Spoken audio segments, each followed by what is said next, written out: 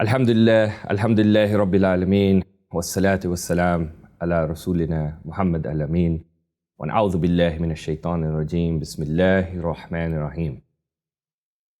Welcome back to those of you who've been listening in to this series of lectures on the traditional religious narrative and counter-narrative as it relates to religion and the state within the Islamic discourse. And specifically, we're looking at the understanding of this discourse by one scholar, one Islamic scholar, Javed Ahmed Ghamidi, who I've spoken about in earlier recordings as part of this series. And we're looking at some of the ideas that he put forth in 2015 in some articles, and then a series of lectures that actually took place in the city of Dallas.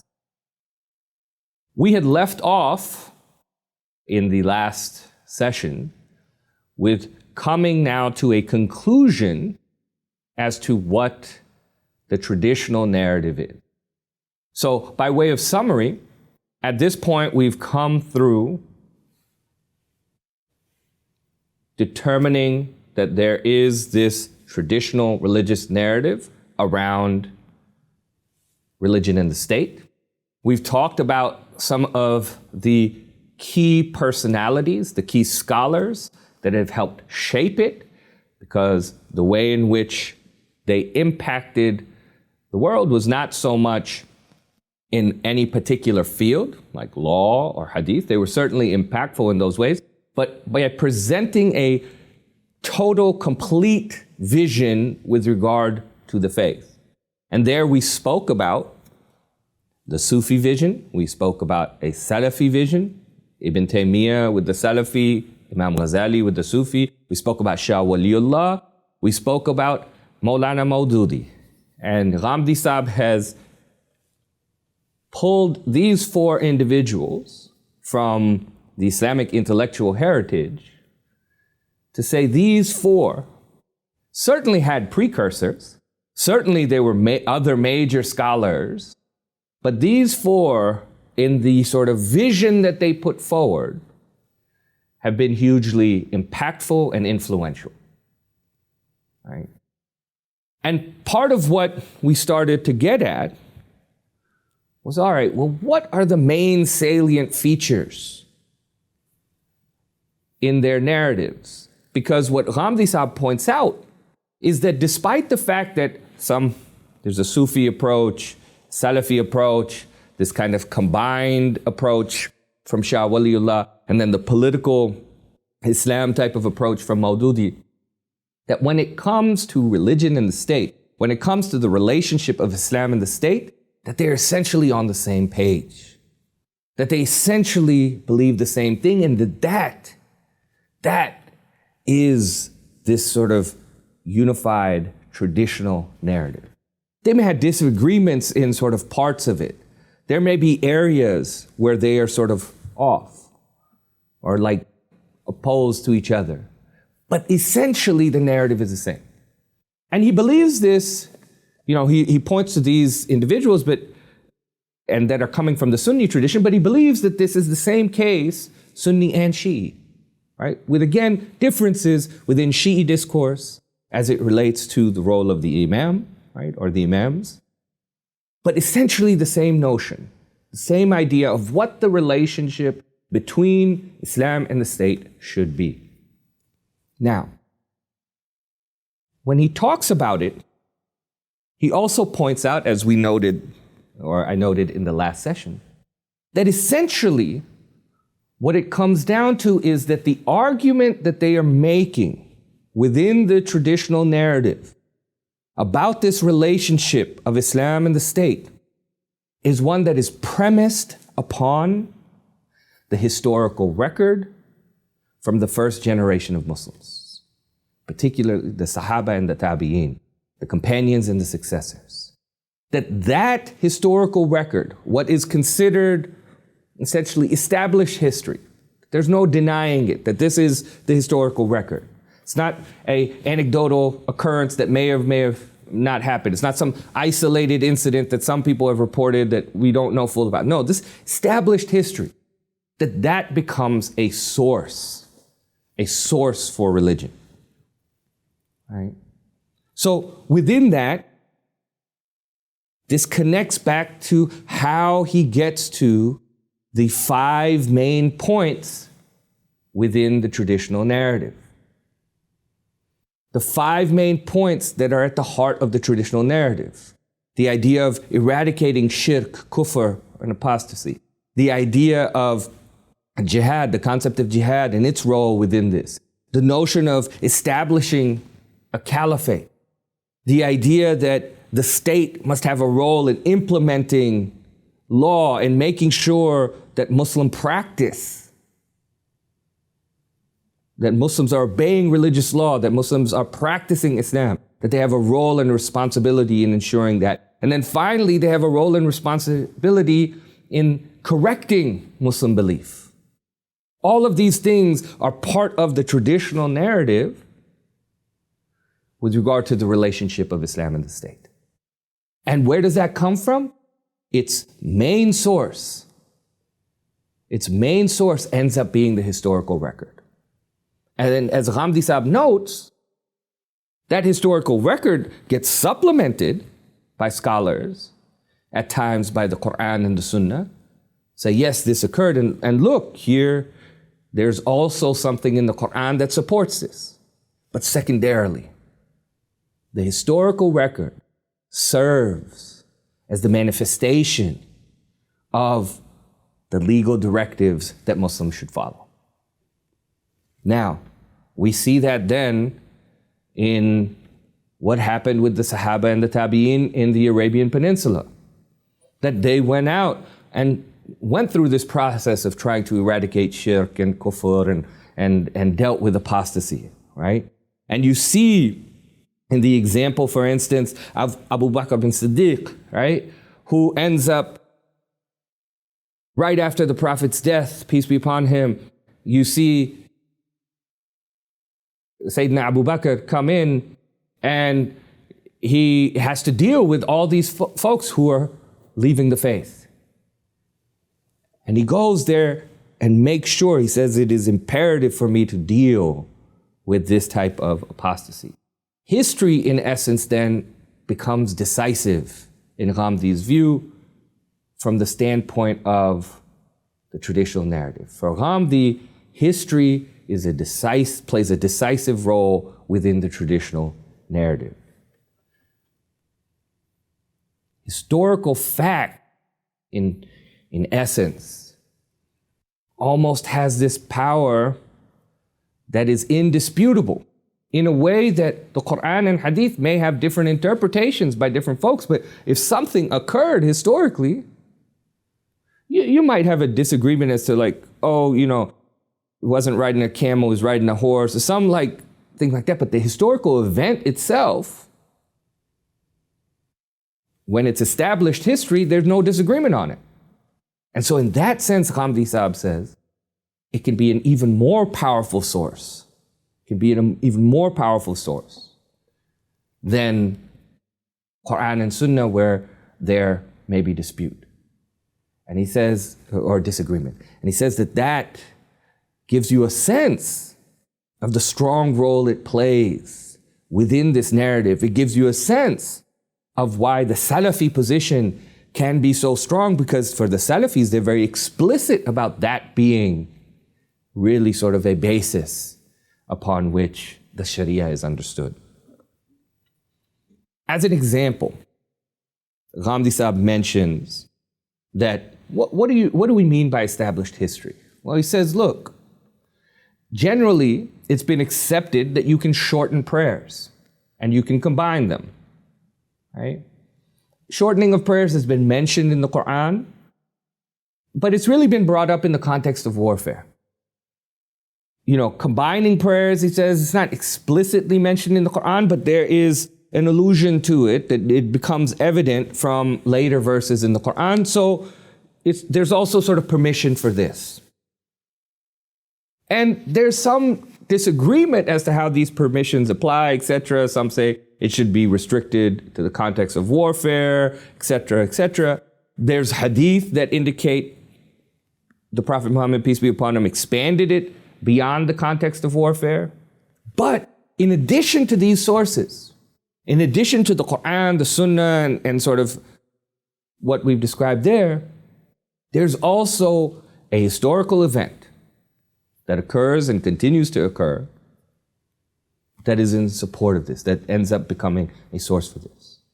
When you go from Mina to Arafat and then Muzdalifah, during Hajj, then shortening and combining prayers sort of comes forward in almost its true form. Thousands of people do this. And once this event occurs, then it's part of the historical record. There's no need to do any research as to like whether it happens or not, or whether it should or how. That's now a historical event, Ghamidi Sahib says, and that then becomes established history, right? Something, he says, that maybe in the Quran and Sunnah, but when it becomes lived reality, when it becomes part of history, then it takes on this sense of being undisputed, right? Undisputed. And certainly Muslims will say, yeah, the Quran is undisputed. Yes, of course. Or the Sunnah is undisputed, sure. But there are disagreements, there are different interpretations, etc. But with established history, oftentimes that's just not the case. It's just accepted fact. That is how it's treated, right? Okay. No interpretation then becomes necessary because everybody knows it, right? It's something that's generally known, and there's really nothing left to debate. And there's certainly going to be folks who might oppose that reality, even a reality that they themselves are seeing. But Ghamidi Sahib says that those people are oftentimes dismissed as being folks who are so caught up in their stubbornness about a historical event being a certain way, the way they want to understand it, that they refuse to see anything else. But they're dismissed, he says, as just being overly stubborn. Because if something has gained that sense of being established history, it becomes indisputable. Okay. Now you take this idea and then you begin to apply it to the Islamic past. And you see, okay, it's established history, isn't it? Ghamidi Sahib says that after the Prophet's death, the Sahaba went, they conquered various territories, they engaged in jihad, and they basically gave people options. Either you accept Islam, you pay the jizya, or we fight. That's established history, right? That happened. There's no dispute that that didn't happen.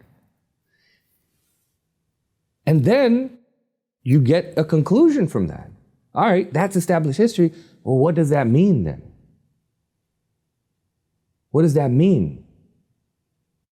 If it becomes a source, if it becomes a source of law, then in some respects that has to be emulated. Right? Within the traditional narrative, if the historical record is a source, then it requires emulation in the way, with regard to the Quran or the Sunnah, where you take those things as directives. So the key thing that Ghamidi Sahib is pointing out is that the traditional narrative looks at the historical record as being a series of directives with regard to Muslim behavior and action today. That it is not simply something that's part of the past, but that it is instructive. That it is instructive on the method, the way, the path to be followed today. Right? In the same way, everyone's in agreement that the Quran is that the Sunnah is that. Right? And both those things provide religious directive. But the addition of the historical record as something that is providing religious directive, that established history provides religious directive, is something that he says is at the heart of the traditional narrative. And so from that we get this notion that kufr, disbelief, cannot gain dominion because it didn't in the past, right? That there needs to be subjugation of the non-Muslim, and that's what jizya ended up representing, right? Some people in the modern period, others will sort of suggest, in Ghamidi Saab's view, will make the suggestion that, oh, the jizya was just a type of tax. And this is, in Ghamidi Saab's view, just their attempt at explaining away a historical fact that they believe, in theory, needs to be replicated in some way in the modern, in a modern Islamic government because it's a directive. That historical record is a directive. It serves as instruction. But in order for it to exist in the modern context, they need to look at it from a different way because it doesn't jive. It doesn't sort of fully fall in line with their modern sensibilities. And so they say, oh, jizya is a type of tax. When in fact, they know full well it's not. It's not based upon, it's not like zakat, it's not based upon your wealth. It's not based upon your particular sort of what income you're taking in or everything else. No, it's not. It's based on your status as a non-Muslim, right?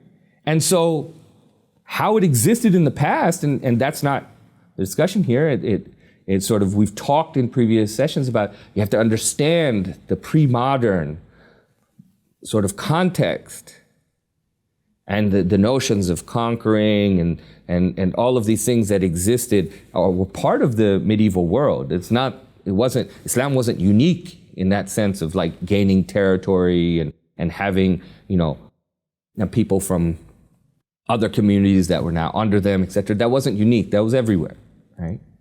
And so, but our way of approaching it within the traditional narrative is to try to say, well, if that historical record and what the Sahaba did and the Tabi'een did, if everything they did, and it needs to be in some respects instructive, then we need to reframe it in a particular way.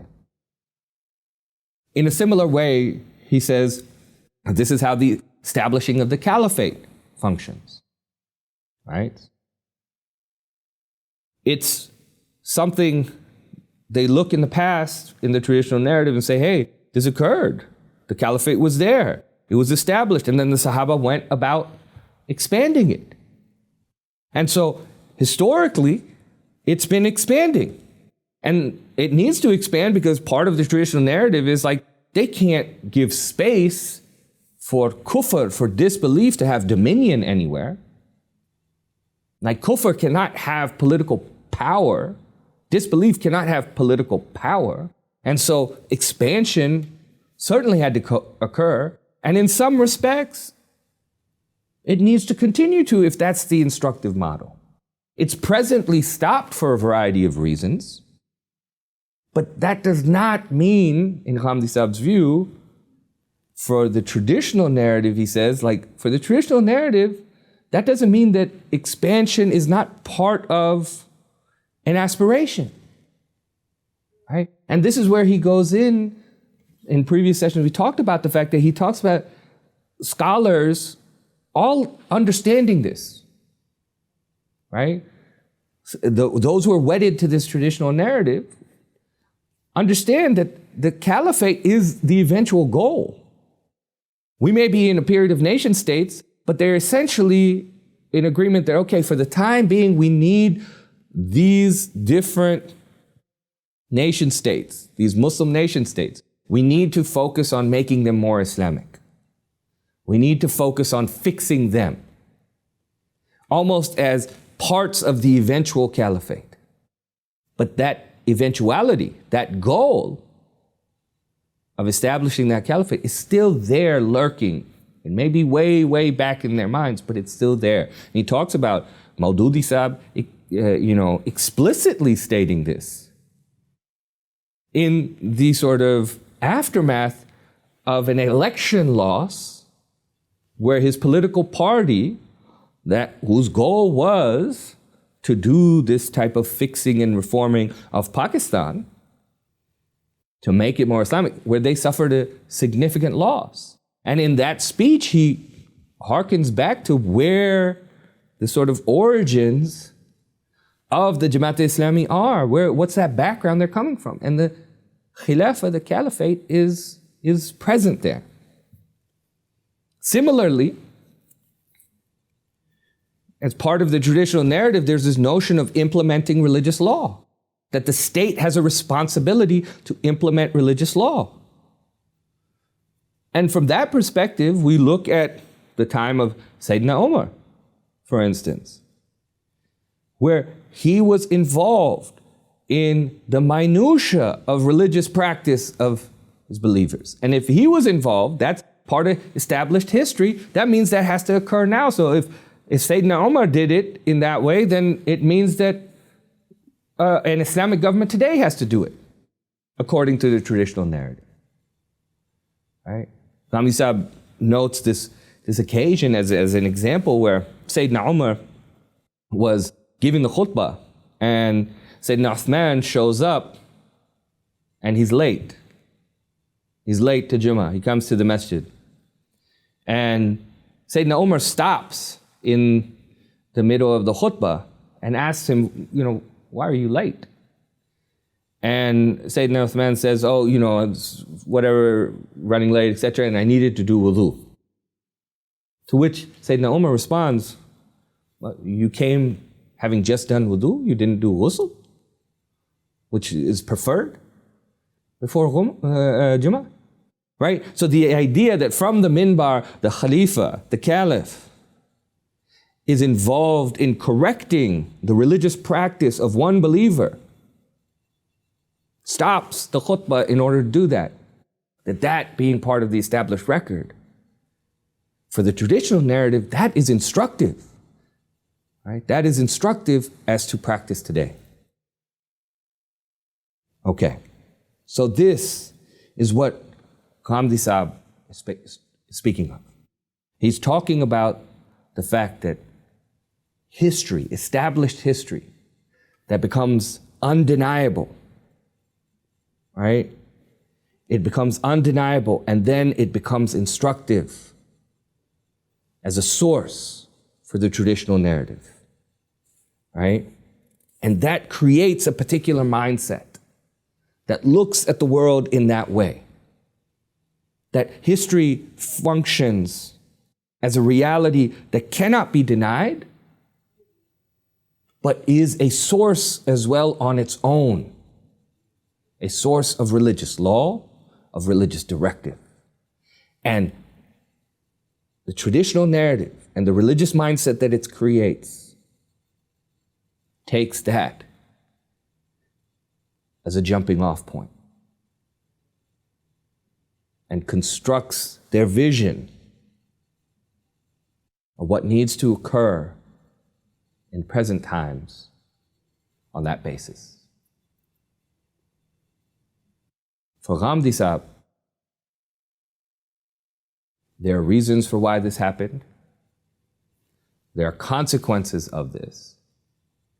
And in his view then, there is a suggestion which then he puts into play that this has veered off path. That in fact, this is not how the relationship between Islam and the state should be understood. And so having laid all that out as to what this narrative is, we now begin the journey into Javed Ghamidi's counter-narrative. What is it that he's going to present as a counter to this, and where does that come from? Inshallah, we'll take that up in the next session. وقولي قولي هذا واستغفر الله لي ولكم وسائر المسلمين والحمد لله رب العالمين.